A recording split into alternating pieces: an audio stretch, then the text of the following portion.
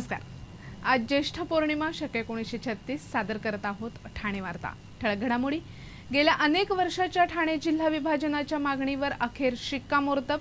नवीन जिल्ह्याचं मुख्यालय पालघरमध्ये। ठाण्यामध्ये पावसाची आजही हजेरी आणि विस्तारित ठाणे रेल्वे स्थानकाचा मुद्दा पुन्हा एकदा विधानसभेत उपस्थित। या आणि इतर घडामोडी विस्तृतपणे पण काही क्षणातच। ठाणे वार्ता पहा श्रीस्थानक वाहिनीवर। आता सकाळी 9:15 पासून रात्री 9:15 पर्यंत ठाणे वार्ता, ठाण्यातील पहिलं दृकश्राव्य माध्यम। श्रीस्थानक वाहिनी ठाण्याची स्वतःची वाहिनी। ठाण्यातील घडामोडी, कार्यक्रम, वादविवाद, अगदी गाणी, नाटक याचा आनंद घर बसल्या पहा श्रीस्थानक वाहिनी। आपल्या ठाण्याचं हक्काचं व्यासपीठ श्रीस्थानक वाहिनी। ठाणे वार्ता आता संकेतस्थळावर देखील ठाणेवार्ता.com वर क्लिक करा आणि ठाण्याच्या घडामोडी जाणून घ्या। ठाण्यातील पहिलं ऑनलाईन माध्यम ठाणेवार्ता.com। नमस्कार मंडळी, दर रविवारी पाहायला विसरू नका। नमस्कार मंडळी, आपल्या प्रश्नांचं थेट उत्तर। ठाणे वार्ता पहा श्रीस्थानक वाहिनीवर। आता सकाळी 9:15 पासून रात्री 9:15 पर्यंत ठाणे वार्ता, ठाण्यातील पहिलं दृकश्राव्य माध्यम। गेली अनेक वर्ष प्रतीक्षेत असलेल्या ठाणे जिल्ह्याच्या विभाजनावर अखेर शासनानं शिक्कामोर्तब केले। मात्र हे विभाजन म्हणजे राजकीय विभाजन असल्याचंच दिसतंय।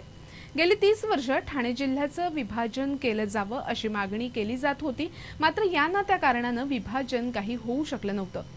पण लोकसभा निवडणुकीत झालेला पराभव पाहता शासनानं लोकप्रिय निर्णय घेण्याचा धडाका लावला असून या अंतर्गत अधिवेशन संपण्याच्या आदल्या दिवशी जिल्हा विभाजनावर शिक्कामोर्तब केलंय।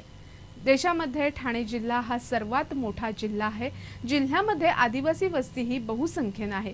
जव्हार, मोखाडा हा भाग आदिवासी बहुल असून या भागापर्यंत शासनाच्या योजना अनेकदा पोहोचतही नाहीत। जव्हारवरून एखाद्या आदिवासीला काही कामासाठी यायचं असेल तर 150 किलोमीटरचा प्रवास करावा लागतो। जिल्ह्यात झालेल्या कुपोषणग्रस्त बालकांच्या मृत्यूनंतर जिल्हा विभाजनाचा प्रश्न ऐरणीवर आला होता। तत्कालीन शासनानं जव्हारला अतिरिक्त जिल्हाधिकारी पदाचा अधिकारीही नियुक्त केला होता। पण आता नवीन जिल्ह्याचं विभाजन करताना शासनानं आपला राजकीय फायदाच पाहिल्याचं दिसत असून नव्या जिल्ह्याचं मुख्यालय पालघरला केलं जाणार आहे। मात्र राजकीय वर्तुळात याबाबत तीव्र नाराजी आहे। पण आगामी निवडणुकांच्या पार्श्वभूमीवर जिल्हा विभाजनावर शिक्कामोर्तब झालं ही मोठी गोष्ट आहे। ठाण्याला लाभलेल्या खाडी किनाऱ्याचं सुशोभीकरण करून हा परिसर पर्यटनदृष्ट्या विकसित करावा, तसंच ठाण्याच्या खाडीतून जलप्रवासाची सुविधा उपलब्ध व्हावी अशी मागणी एका निवेदनाद्वारे ठाण्याचे खासदार राजन विचारे यांनी केंद्रीय वन आणि पर्यावरण मंत्री प्रकाश जावडेकर यांच्याकडे केली आहे। ठाणे पूर्व ते साकेत असा पहिला टप्पा खाडी सुशोभीकरणासाठी घेण्याचा पालिकेचा विचार आहे। सध्याची ठाण्याची लोकसंख्या 18 लाखांच्या पुढे गेली आहे। वाढत्या लोकसंख्येबरोबर वाढती वाहनांची संख्या लक्षात घेता ठाण्यात जलवाहतूक देखील महत्त्वाची ठरणार आहे। ठाण्याचा खाडी किनारा विकसित करण्यात येणार आहे। खाडी किनारी खारपुटीची लागवड करून खाडीचं पात्र खोल करण्यात येणार आहे। खाडी किनारे चालण्यासाठी पदपथ, सायकल ट्रॅक, फूड प्लाझा, पार्किंगची सोय करण्यात येणार आहे। वॉटर स्पोर्ट्स देखील इथे सुरू करून जलवाहतूक सुरू करण्याचा प्रस्ताव आहे। ठाणे पूर्व ते साकेत आणि ठाणे पश्चिम अशी 3 किलोमीटर लांबीची खाडी पहिल्या टप्प्यात विकसित करण्यात येणार आहे।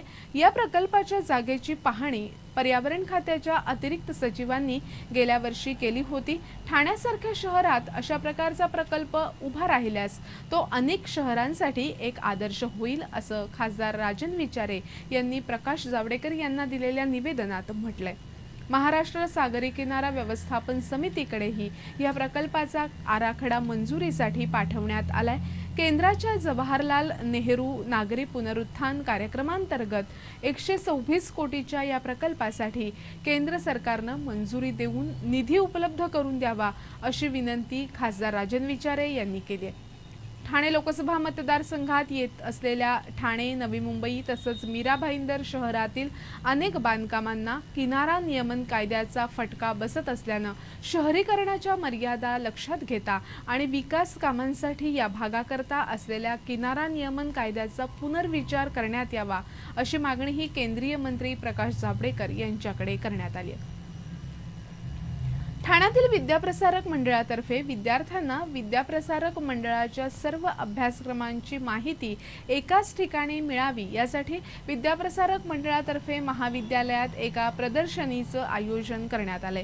विद्याप्रसारक मंडळातर्फे कला, वाणिज्य, विज्ञान, तंत्रनिकेतन आणि अभियांत्रिकी महाविद्यालय चालवलं जातं। या सर्व अभ्यासक्रमांची माहिती एकाच ठिकाणी मिळावी या दृष्टिकोनातून मंडळाचे अध्यक्ष डॉक्टर विजय बेडेकर यांनी ही प्रदर्शनी आयोजित केली आहे। 10वी-12वी नंतर उपलब्ध असलेल्या अभ्यासक्रमांसाठीची पात्रता त्याचबरोबर विद्यार्थ्यांच्या विविध प्रश्नांची उत्तरही विद्यार्थ्यांना या ठिकाणी प्रत्येक शाखेचे प्रतिनिधी देत आहेत। कला शाखेपासून व्यवस्थापन अभ्यासक्रमासह अभियांत्रिकी महाविद्यालयापर्यंतची सर्व माहिती एकाच ठिकाणी मिळत असल्यामुळे विद्यार्थ्यांना योग्य मार्गदर्शन मिळत असून पुढील करिअरबाबत यामुळे एक दिशा विद्यार्थ्यांना सापडत आहे। 11वीच्या प्रवेशापर्यंत ही प्रदर्शनी सुरू राहणार आहे। या प्रदर्शनीमध्ये विद्यार्थ्यांना मूल्यवर्धित अभ्यासक्रम, पाश्चात्य भाषा, व्यक्तिमत्व विकास अशा विविध अभ्यासक्रमांची माहिती या ठिकाणी दिली जात असल्याचं डॉक्टर विजय बेडेकर यांनी सांगितलं। विद्यार्थ्यांसाठी असा उपक्रम राबवणारं हे पहिलंच महाविद्यालय आहे।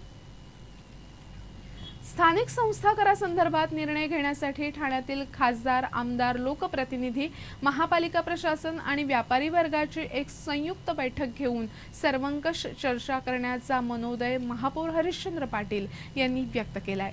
स्थानिक संस्था करासंदर्भात मुख्यमंत्र्यांकडे झालेल्या बैठकीत संबंधित महापालिकांनी आपल्या स्तरावर निर्णय घेण्याची सूचना केली होती। त्यानुसार महापौरांनी हा मनोदय व्यक्त केलाय। स्थानिक पातळीवर मूलभूत नागरी सुविधा पुरवण्याचं काम स्थानिक स्वराज्य संस्था करत असतात। विविध प्रकल्पांच्या माध्यमातून ही सेवा केली जात असताना यासाठी निधीची आवश्यकता भासते। महापालिका गेल्या वर्षीपर्यंत जकात कराच्या उत्पन्नातून आपलं आर्थिक नियोजन करत होती, मात्र शासनानं स्थानिक संस्था कर लागू केला आणि व्यापारी वर्गानं या कराला विरोध केल्यानं महापालिकेचा आर्थिक डोलारा कोलमडला आहे। सध्याच्या स्थानिक संस्था करातील जाचक अटी दूर केल्यास व्यापारी वर्ग कर भरण्यासाठी निश्चित पुढे येईल। यासाठी सर्व संबंधितांची बैठक घेऊन व्यापाऱ्यांना त्रास होणार नाही आणि महापालिकेलाही निश्चित केलेलं उद्दिष्ट साध्य करता येईल या दृष्टिकोनातून या बैठकीचं आयोजन केलं असल्याचं महापौरांनी सांगितलं। ठाणे वार्ता पहा श्रीस्थानक वाहिनीवर आता सकाळी 9:15 पासून रात्री 9:15 पर्यंत ठाणे वार्ता, ठाण्यातील पहिलं दृकश्राव्य माध्यम। आपला परिसर स्वच्छ आणि सुंदर ठेवण्यासाठी ठाणे महापालिकेत सहकार्य करा। ओला सुका कचरा वेगवेगळा जमा करा आणि रोगराईपासून मुक्तता मिळवा। श्रीस्थानक वाहिनी ठाण्याची स्वतःची वाहिनी। ठाण्यातील घडामोडी, कार्यक्रम, वादविवाद, अगदी गाणी, नाटकं याचा आनंद घर बसल्या पहा श्रीस्थानक वाहिनी। आपल्या ठाण्याचं हक्काचं व्यासपीठ श्रीस्थानक वाहिनी। ठाणे वार्ता आता संकेतस्थळावर देखील ठाणेवार्ता.com वर क्लिक करा आणि ठाण्याच्या घडामोडी जाणून घ्या। ठाण्यातील पहिलं ऑनलाईन माध्यम ठाणेवार्ता.com। डॉक्टर आणि रुग्णांचं पिढ्यानपिढ्यांचं जिव्हाळ्याचं नातं म्हणजेच डॉक्टर बेडेकर हॉस्पिटल। आता अत्याधुनिक सोयी सुविधा आणि तंत्रज्ञानयुक्त वंध्यत्व निवारण केंद्रात IVF आणि टेस्ट ट्यूब बेबीचीही सुविधा। डॉक्टर बेडेकर हॉस्पिटल, महर्षी कर्वेपथ, ठाणे। 65 वर्षांची निरंतर सेवा। ठाणे वार्ता पहा श्रीस्थानक वाहिनीवर आता सकाळी 9:15 पासून रात्री 9:15 पर्यंत ठाणे वार्ता, ठाण्यातील पहिलं दृकश्राव्य माध्यम। पर्यावरण रक्षण हे केवळ सरकारची जबाबदारी नसून ती सामुदायिक जबाबदारी आहे। प्रत्येकानं ही जबाबदारी उचलली तर पर्यावरणाचे खऱ्या अर्थानं संवर्धन होईल असं प्रतिपादन मुख्यमंत्री पृथ्वीराज चव्हाण यांनी केलं। विधान परिषदेचे उपसभापती वसंत डावखरे यांच्या एक पाऊल पर्यावरण संवर्धनाकडे या पुस्तकाचं प्रकाशन मुख्यमंत्र्यांच्या हस्ते झालं, त्यावेळी त्यांनी हे प्रतिपादन केलं। जागतिक तापमान वाढीचे दुष्परिणाम सर्वत्र पाहायला मिळत असून हवामान आणि पर्जन्यमानाचं चक्र बिघडलं आहे। याचा विकासावर आणि विकसनशील देशावर परिणाम होतोय। यासाठी प्रत्येकानं स्वतःपासून सुधारणा करण्याची गरज मुख्यमंत्र्यांनी यावेळी व्यक्त केली। तर भारतासमोरील पर्यावरणाच्या गंभीर समस्या, आपल्या संस्कृतीनं पर्यावरणाला पूर्वापार दिलेले महत्त्व, तसंच या क्षेत्रात अथक परिश्रम करून सकारात्मक बदल घडवणाऱ्या काही प्रतिनिधी व्यक्तींचा या पुस्तकात परिचय करून दिला असल्याचं वसंत डावखरे यांनी सांगितलं। ठाण्याच्या काही भागात काल रात्री पावसानं हजेरी लावली होती, तर आजही पावसानं दिवसभरात अनेक वेळा हजेरी लावली. अगदी थोडा वेळ लावलेल्या या पावसाच्या हजेरीमुळे हवेत काहीसा गारवा निर्माण होत असला तरी पाऊस थांबल्यानंतर मात्र उष्म्यात वाढच होते. गेल्या 2-3 दिवसापासून शहरामध्ये ढगाळ वातावरण होतं.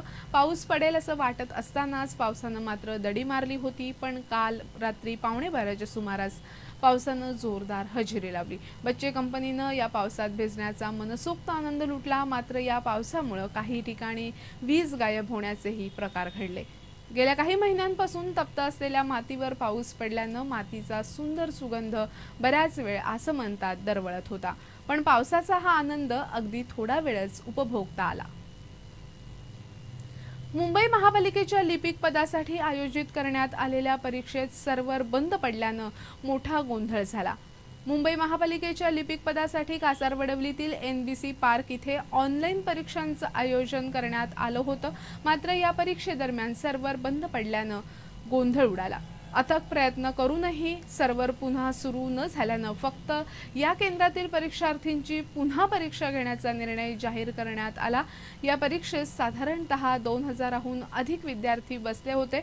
मात्र पुन्हा परीक्षा घेण्याच्या निर्णयाबाबत विद्यार्थ्यांनी नाराजी व्यक्त केली आहे. फक्त या केंद्रातील विद्यार्थ्यांची परीक्षा घेतली जाणार असेल तर गुणवत्ता मापन कसं होणार? प्रश्नपत्रिका जर आजचीच असेल आणि ती एखाद्या विद्यार्थ्याला मिळाली तर तो इतर विद्यार्थ्यांवर अन्याय नाही का?